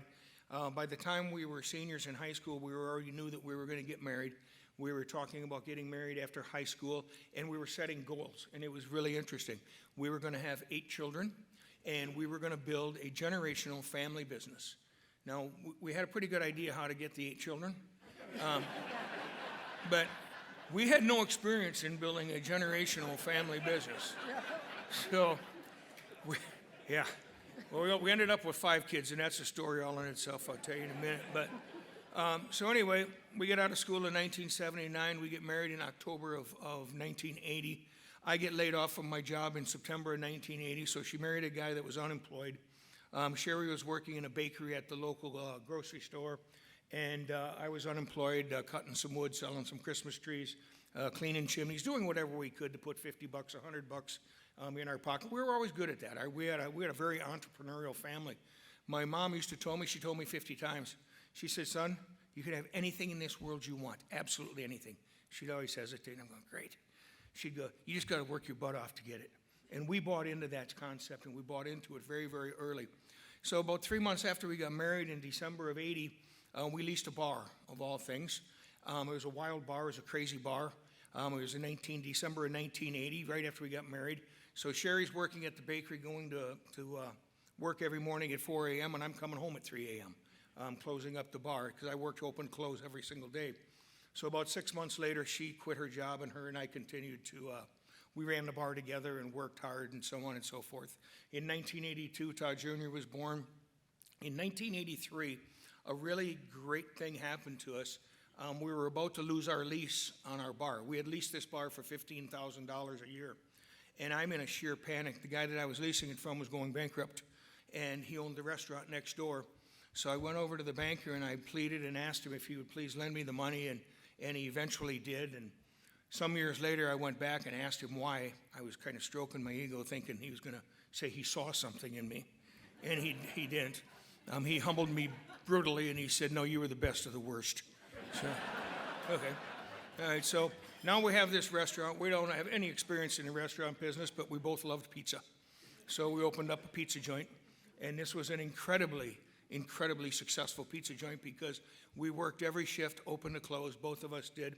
That was 1983. In 1985, Sherry is seating a table of guests, and she's 9 months pregnant, and her water breaks while she's seating the guests. They dig me out of the kitchen. I'm filthy, covered in flour, and off to the hospital we go, and in comes number 2, Travis. Next year, she's at the restaurant, only this time her water didn't break, but she comes to the kitchen and says, we got to go. We're going to the hospital. Best thing about it is she had babies in 1 hour. So I was always back to work in 3 hours. So it's not like it is today where you got to go spend a couple days at the hospital. So in 1986, Natasha joins the ranks. In July of 1987, Ash and Alyssa joined the ranks. So picture this. We've got a 4-year-old, a 2-year-old, and 3 1-year-olds. The girls are 10 months apart. We said, all right, we're stopping at 5. The 8 went out the window. So that's it. So anyway, so we proceeded on, and we went through the 80s and the early 90s, and then the indoor water park business was created in our town. And a tiny little resort called the Polynesian, little itty-bitty water park, wouldn't even qualify as a water park these days. And all of a sudden, they're busy. In Wisconsin Dells, if any of you remember back in the 80s and early 90s, we were seasonal.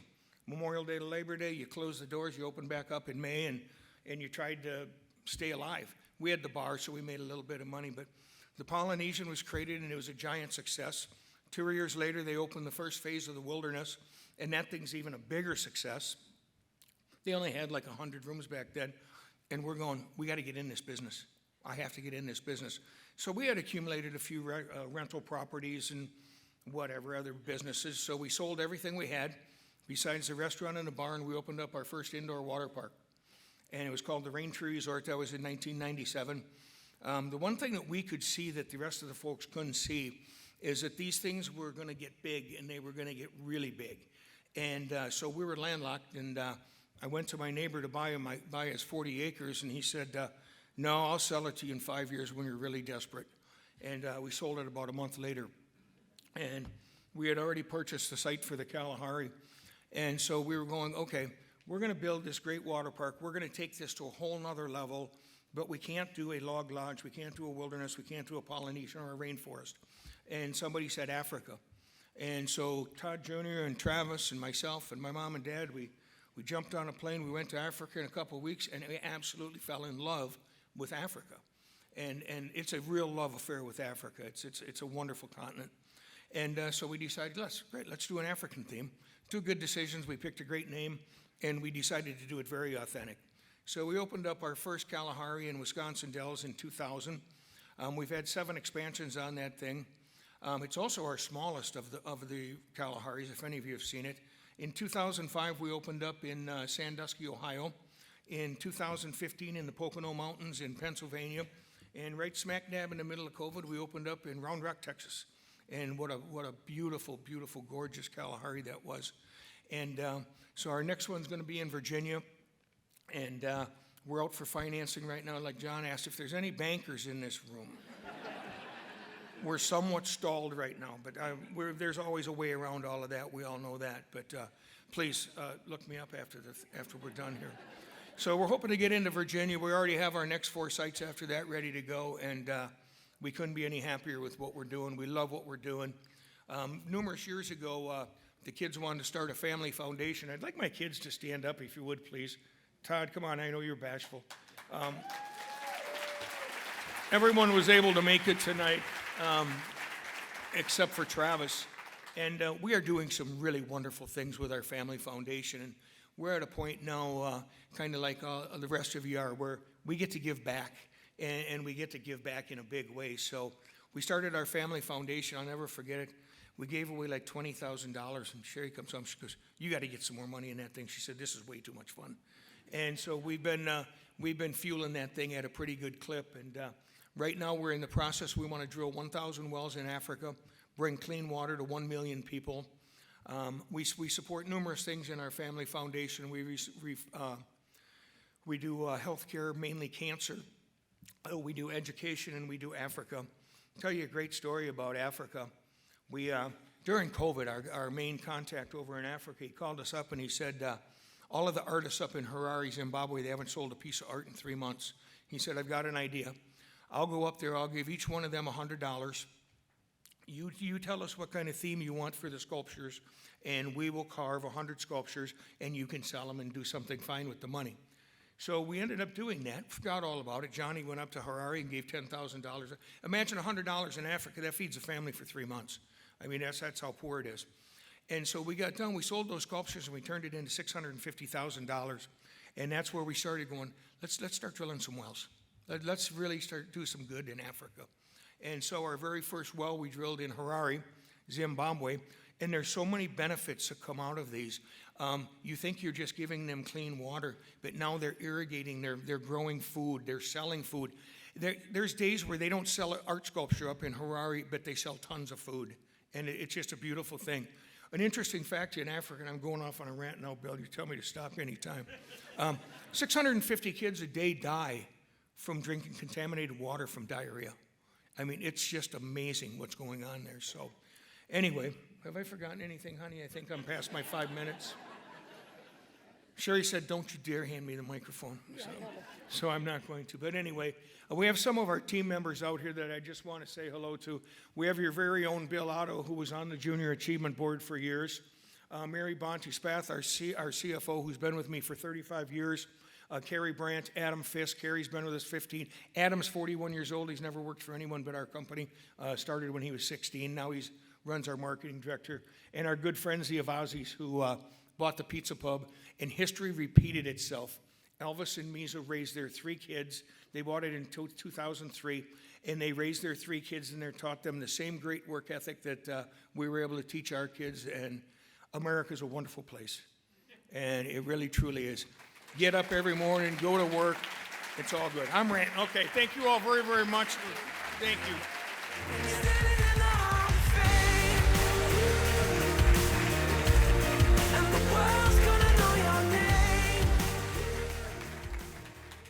Congratulations to Todd and Sherry. Now, let's meet our final laureate, Paul E. Purcell.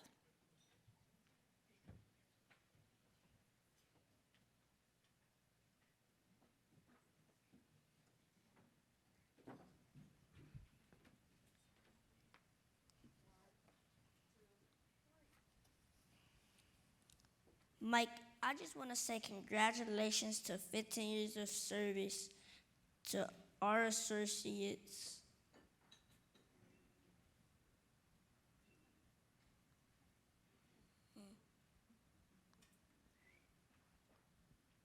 Mike, I just want to say congratulations to 15 years of service.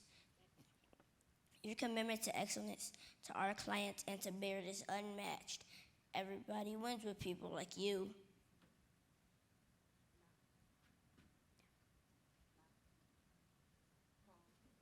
Paul?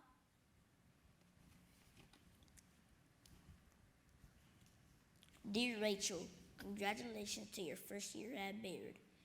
What would we have done without you here this year? Paul? Yes, Sylvia, how can I help you? It's nice to see you today, Paul. I just wanted to give you a quick market briefing. Is now a good time? Well, nothing could be more important than this month's 37 thank you notes and calls to Baird Associates for their anniversaries. But sure. Wow, Paul, you really take all the time to do that? Me take the time? It's never me, it's we. We have winners all around here at Baird. It's just my job to make sure everybody knows it. Now onward, Sylvia. What have you got for me?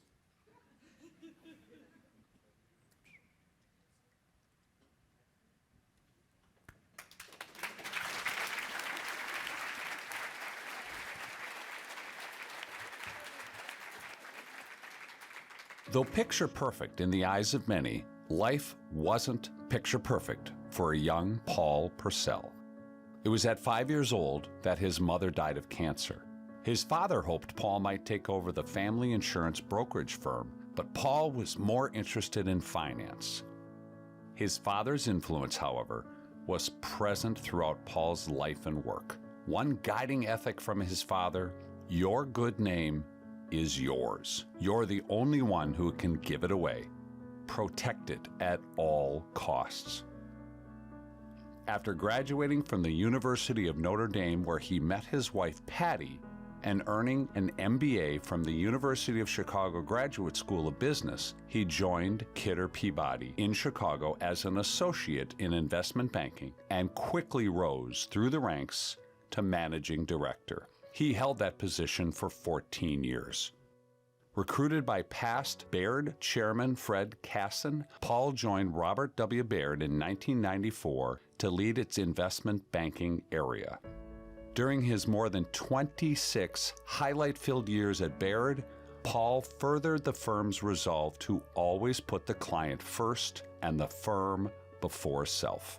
He made these cultural imperatives crystal clear with his frank and remarkable no a-hole policy, now part of the Baird Associate Promise. Paul pursued strategies and opportunities that drove results for clients and expanded the firm, always with the vision of broadly sharing in the success. Everybody wins, and winners all around were two of Paul's frequent refrains. In 2004, he orchestrated the firm's buyout from Northwestern Mutual, a massive effort that enabled Baird to control its own destiny. Once accomplished, Paul and the executive committee made it a top priority to expand associate stock ownership. Today, more than 2/3 of all associates are shareholders, creating a firm-wide entrepreneurial spirit and business model where all associates benefit in the firm's ongoing success through profit sharing and 401k contributions, stock appreciation, salary increases, investments in continuing education, and more. One way he worked to be home as often as possible was by turning a van into a mobile office. In his 26 years, he went through 6 vans, logging an average of 250,000 miles on each one. The office on wheels enabled Paul to commute from Chicago to Milwaukee and many Baird offices throughout the region, yet spend as many nights at home as he could. Paul's commitment to giving back was beyond compare and remains one of the many legacies he left behind following his passing from cancer in 2020. He served on multiple boards, providing influence and invaluable leadership to key funding initiatives in Milwaukee and Chicago. For all the larger-than-life legacies he left behind for Baird, colleagues, and friends, there was none greater than those nearest and dearest to him. He was married to his wife Patty for 49 years. They raised 4 children and loved welcoming the 6 grandchildren he had the chance to meet into the world, to which he was affectionately known as Papa Paul. Swimming with his grandkids, golf, and Notre Dame football were all high on his passions list. In honor of his business achievements, his incredible spirit, and his lasting generosity, we recognize Paul Purcell and induct him into the Wisconsin Business Hall of Fame. Please join me in welcoming Patty Purcell on behalf of her late husband, Paul E. Purcell.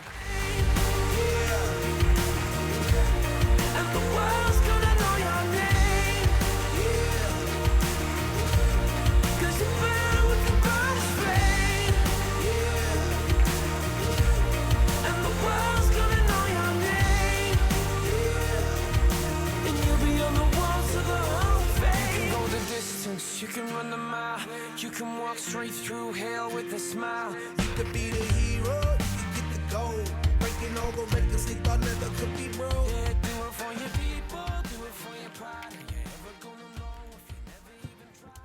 Do it for your country, do it for your name.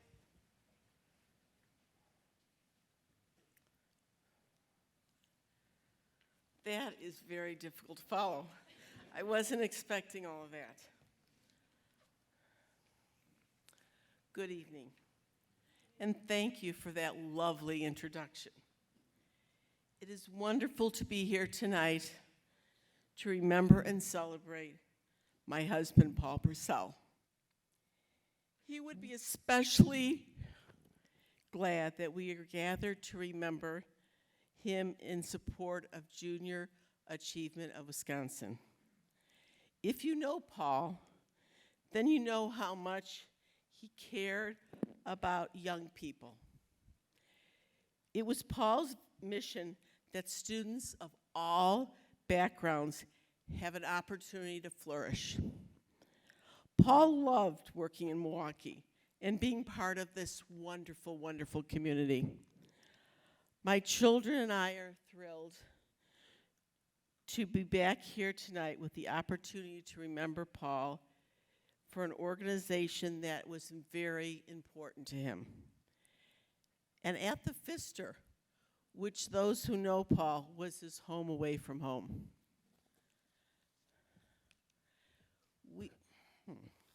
We also very much appreciate the significance of this honor. Not only is Junior Achievement of Wisconsin making what I am told its first posthumous introduction in its history, you are also honoring a devoted Bears fan from the state of Illinois. You all must think Paul is very special. My life with Paul began our freshman year in college. I was at St. Mary's and he was across the street at Notre Dame. Over our 50 years of marriage, I saw firsthand how passionate he was about his work and how much he cared about each and every one of his colleagues. Nearly 50 years ago, and with some trepidation, we embarked on a new adventure with Robert W. Baird in Milwaukee. When we started, Paul's goal was to make Robert W. Baird the finest financial service firm in the United States. But more importantly, he was laser focused on making sure that the firm did things the right way. Under Paul, the company's successes were never at the expense of his clients or the employees. Some of the people that started with Paul at Baird are here in this room tonight, including Paul's great friend and colleague, Steve Booth. Paul's vision for Baird continues today under Steve's great leadership.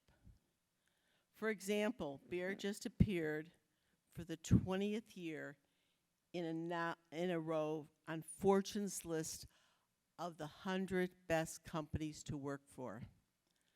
Paul would be so proud of this result, but he wouldn't be surprised. Like Paul, Steve does business the right way.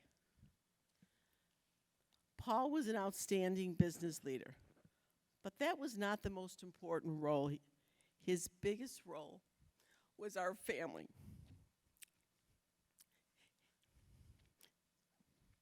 He may have been great at Baird, but he did an even better job in our family. He was a husband, a father of 4, a brother, a brother-in-law, and an uncle, and an incredible grandfather, which I think was probably his favorite job. He loved and he loved us. He cared for us, and he gave the best hugs. Paul felt family was everything. Whether in business or with family, Paul was a man of immense generosity. Certainly to the many causes he supported, but more importantly, he gave more than his funds. He was generous with his time and his spirit. Paul was a problem solver, and anybody that worked with Paul knew that. No matter how busy he was, Paul was always there to help you if you had a problem.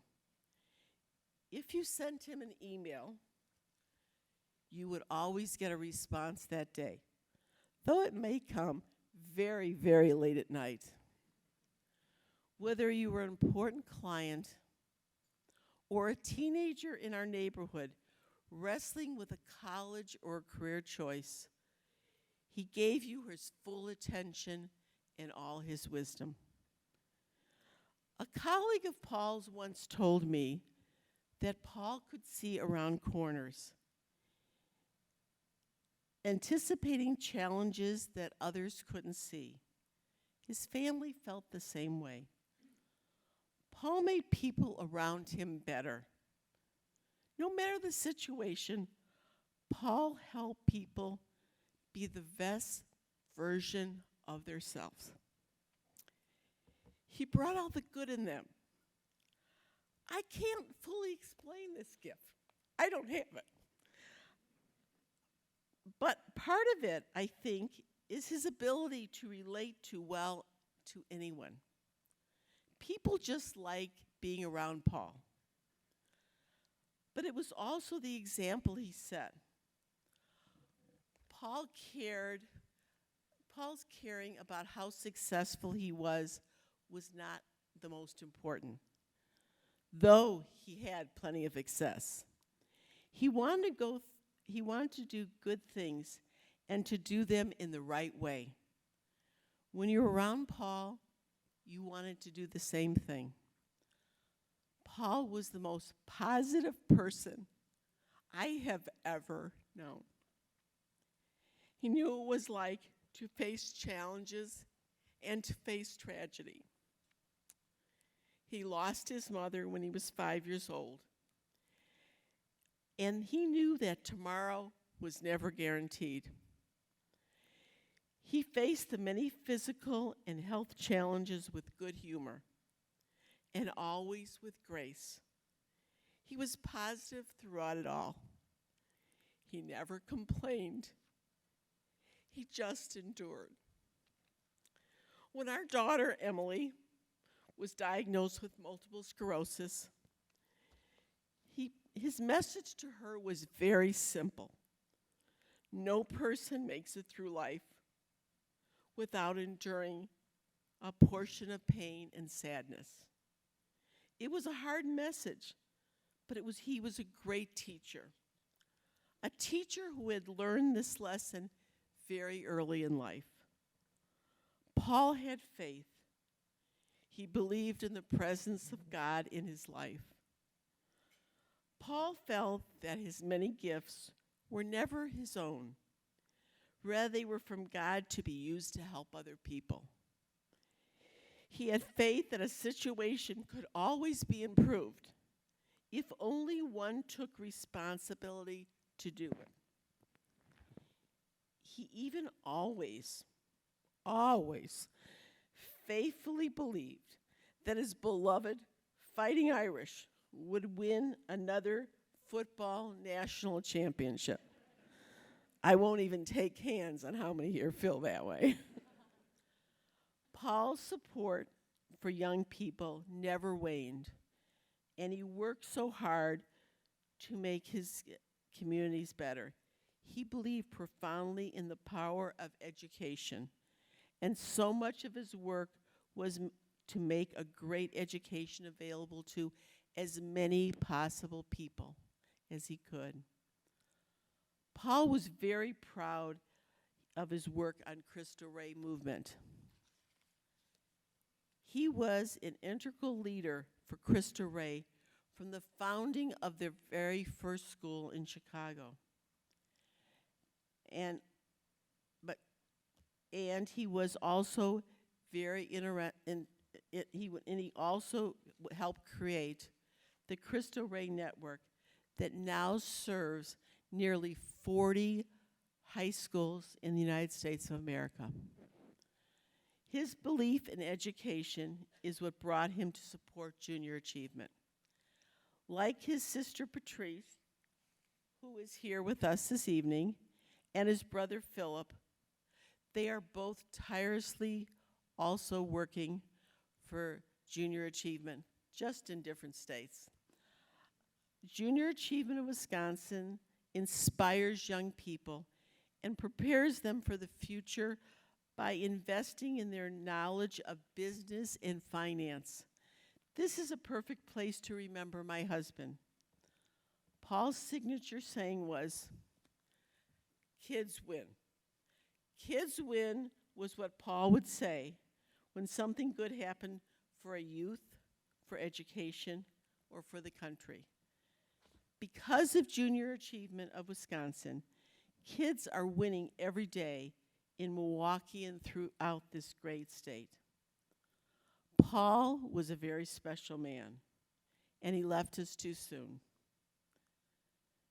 But as much as we miss him, we are comforted by a remarkable good fortune, as I always remind our children. Paul belonged to us. For that, I will always be grateful. On Paul's behalf, thank you very much to Junior Achievement of Wisconsin for all that you do, and thank you for honoring my husband, Paul.